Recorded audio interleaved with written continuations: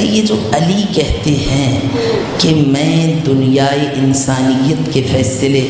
ان کے ریلیجن اور مذہب کے مطابق کروں گا، کہتا لا تنحاظ المنزلہ لا تنالو بمجرد تعلق، کہتا ہے یہ جو علی کا علمی رتبہ ہے یہ سیکھنے سکھانے سے حاصل نہیں۔ اس نے اپنا سر جھکا لیا اور چہرے پہ بیزاری آ گئی، تو انہوں نے کہا کہ پہلے تو خلفاء کے فضائل بیان ہو رہے تھے، ان کا طرز سیاست بیان ہو رہا تھا، ان کی کامیابیاں ناکامیاں ڈسکس ہو رہی تھی، تو آپ ہمارے ساتھ پارٹیسپیٹ کر رہے تھے، تو اب جب علی ابن ابی طالب کا نام آیا خلیفہ چہاروں کا تو آپ خاموش ہو گئے۔ تو کہتا ہے کہ میرا والد جس نے فسکت ابی ولم یقل شیء، جس نے سر جھکا لیا تھا اور اس سے ایک لفظ نہیں بولا تھا اور چہرے پہ بیزاری تھی، فرفع راسہ، ایک دم غصے سے سر کو بلند کیا اور اس نے کہا یا ہؤلاء او بدبختو ذکرتم علی والخلافہ، تم علی کا کس کے ساتھ ذکر کر رہے ہو؟ تم کہتے ہو ہم نے خلفاء کا تذکرہ کیا تو اب ہم چوتھے خلیفہ، ذکرتم علی والخلافہ، تم کس کے ساتھ ذکر کر رہے ہو؟ تمہیں شرم نہیں آتی؟ لا یقاس بہؤلاء انہ من اہل بیت النبی، تم علی کا کس سے؟ انہوں نے کہا علی بھی تو خلیفہ تھے، انہوں نے کہا افسوس ہے تم پہ، ذکرتم علی والخلافہ، علی اور خلافت کا تم ذکر کر رہے ہو؟ خدا کی قسم یہ خلافت نے تو علی کو کچھ نہیں دیا، علی ہے جس نے خلافت کو عزت، اوج اور عظمت اور شرافت عطا کی ہے، اور یہ اس کی ذات گرامی ہے جو مکہ مکرمہ میں جناب عباس نے جب خطبہ دیا تھا تو کہا تھا کہ الذی شرف بہ مکہ و منی، اور صرف جناب عباس کے الفاظ نہیں ہیں، ائمہ معصومین کے ہیں، علی وہ ہے جس کی وجہ سے مکہ و منی کو شرافت ملی،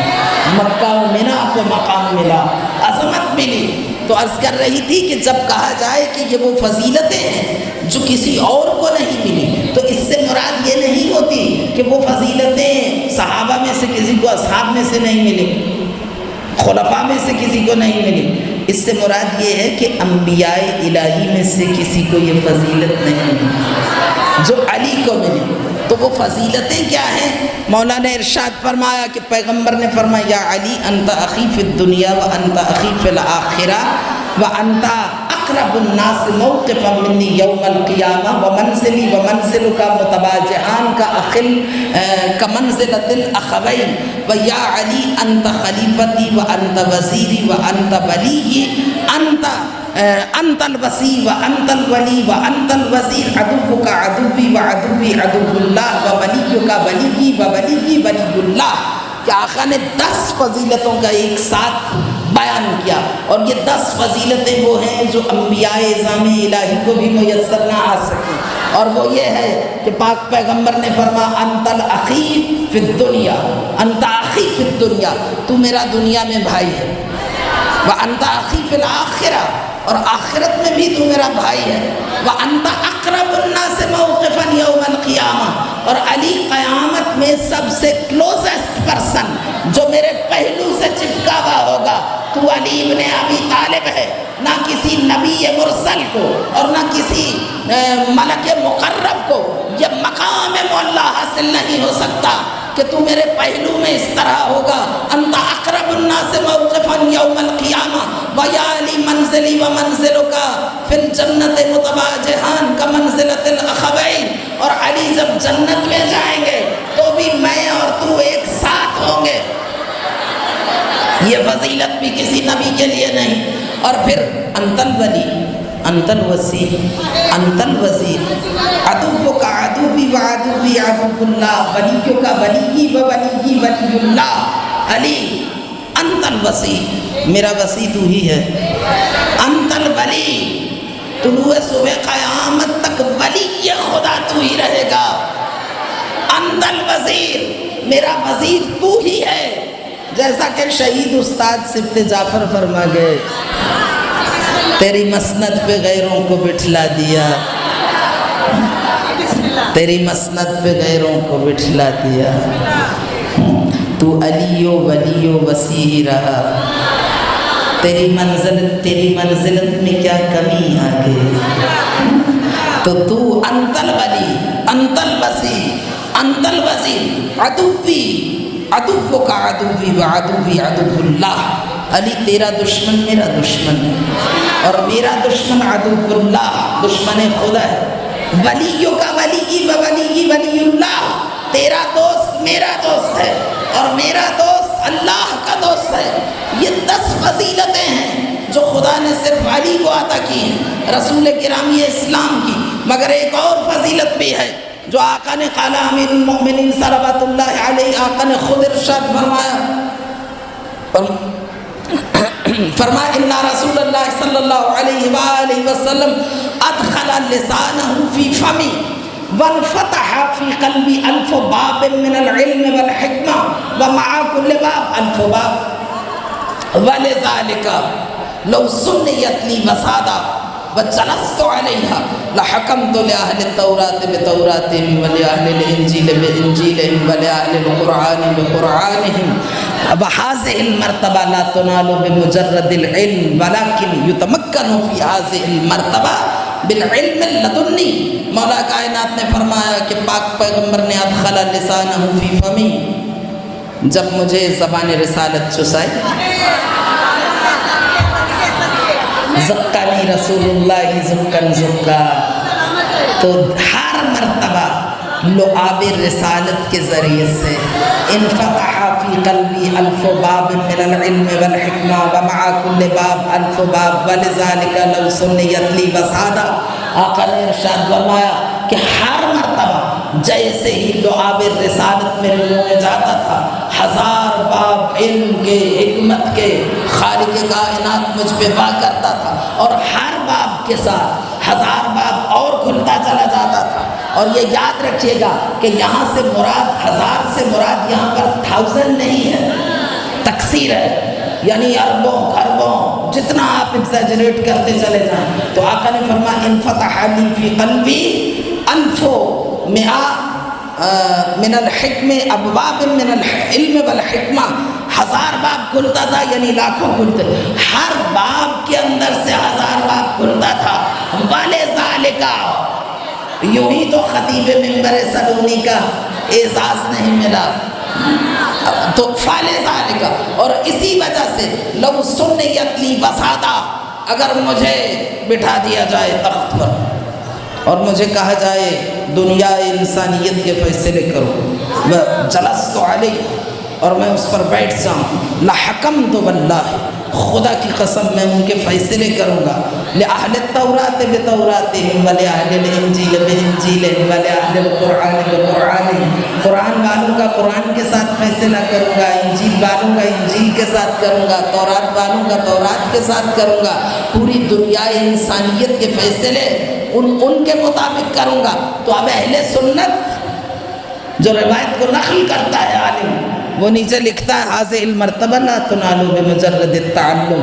یہ روایت تو آپ نے بہت بار سنی ہوگی، لیکن میں نے یہ جملہ بیان کرنے کے لیے یہ روایت آپ کے سامنے پڑھی ہے کہ وہ کہتا ہے کہ یہ روایت تو عام ہے، سب کو معلوم ہے، لیکن وہ کہتا ہے کہ حاضر المنزلہ لا تنال بمجرد التعلم، کہتا ہے یہ جو علی کہتے ہیں کہ میں دنیائے انسانیت کے فیصلے ان کے ریلیجن اور مذہب کے مطابق کروں گا، پوری دنیائے انسان، تورات انجیل اور قرآن تو من باب مثال بیان کیا نا، پوری دنیا کے جتنے بھی، کہتا لا حاضر المنزلہ لا تنالو بمجرد التعلم، کہتا ہے یہ جو علی کا علمی رتبہ ہے یہ سیکھنے سکھانے سے حاصل نہیں، یہ کوئی استاد سکھا نہیں سکتا، کوئی معلم پڑھا نہیں سکتا، کہتا بل یتمکن فی هذه المرتبہ بالعلم اللدنی، یہ مرتبہ اس کو حاصل ہوتا ہے جسے براہ راست علم لدنی آتا ہو، براہ راست خالق کائنات اس کے قلب مطہر پہ علوم الہی کو اتارے۔ یہ مقام، یہ رتبہ اس ہستی کو عطا ہوتا ہے جس کو خالق کائنات براہ راست عطا کرے. اور یہ ہستی تو وہ ہے کہ آپ نے نام سنا ہوگا، عمر خطاب خلیفہ ثانی تھے، ان کا نام سنا ہوگا. انہوں نے ایک روایت بیان کی ہے مولا کائنات کے بارے میں، اور بڑی ہی عمدہ روایت ہے، دلچسپ روایت ہے. ان عمر ابن الخطاب ان علی رضی اللہ عنہ، عمر خطاب کہتے ہیں کہ علی ابن ابی طالب رضی اللہ عنہ ان سے روایت ہے. اور مناقب آل ابی طالب میں ابن شاہ راشوب نے جلد نمبر 2 اور پیج نمبر 287 پر اس کو بیان کیا ہے. کہتے ہیں کہ خلیفہ ثانی نے اس روایت کو نقل کیا کہ ان علی رضی اللہ عنہ رأى حیة تقصده وهو في المهد وشدت يداه في حال صغره فحول نفسه فأخرج يده وأخذ بيمينه عنقها وغمزها غمزة